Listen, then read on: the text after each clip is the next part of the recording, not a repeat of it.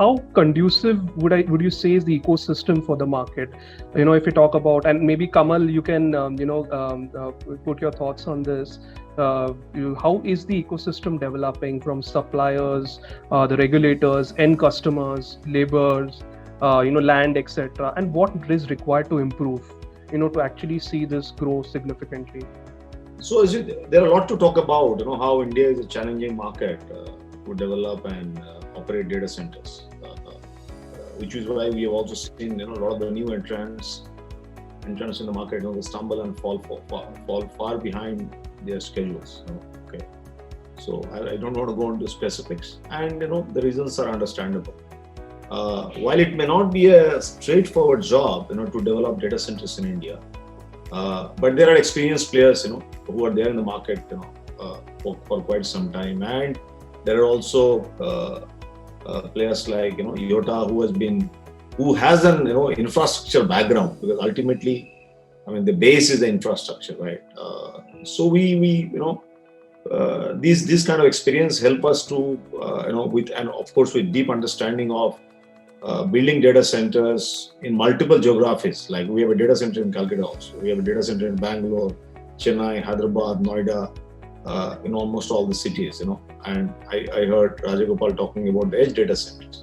So we have a plan of being a network player. We have got 2,000 POPs across the country, out of which we have identified 90 POPs for making them, edge data centers. But having said so, with this kind of experience, we do navigate, and I will not kind of paint a very glorious picture here. There are challenges, and it's probably the experience which helps us to overcome that. And we'll be launching more new capacity in the next 2 years than we have done in the last 10 years. So our 10 years capacity, which we have built in the next 2 years, we just started already. We'll be building more capacity than that. Okay, so we have to overcome these challenges. And in fact, the COVID also throws a different kind of challenge, right? The availability of the laborers, on the ground. Because when a data center grows, right from acquiring the land to making the building come up, these are basic jobs. I stay in Noida, I can see so many buildings half done, around us, right? But yes, it is also encouraging that there is a shift in policy. For example, particularly Uttar Pradesh, you might have seen it in the paper. And in fact, Tamil Nadu government, or even Andhra Pradesh government, Telangana government, they are coming forward, fully understanding what is the value of data centers, and they are trying to ease out a lot of these difficulties. And we are all encouraged, I'm sure. We all who are there in the data center fraternity, we are all encouraged by these initiatives, and we are hopeful.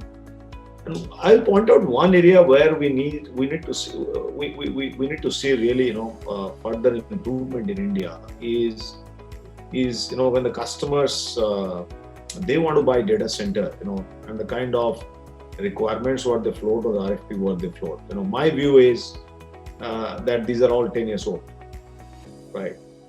The reason being, the choice of data center is no longer the choice of a kind of facility and power. There are so many other things which are around that. For example, your network availability, your adjacency to the hyperscale cloud. Like today in the era of hybrid and multi-cloud, I'm little digressing.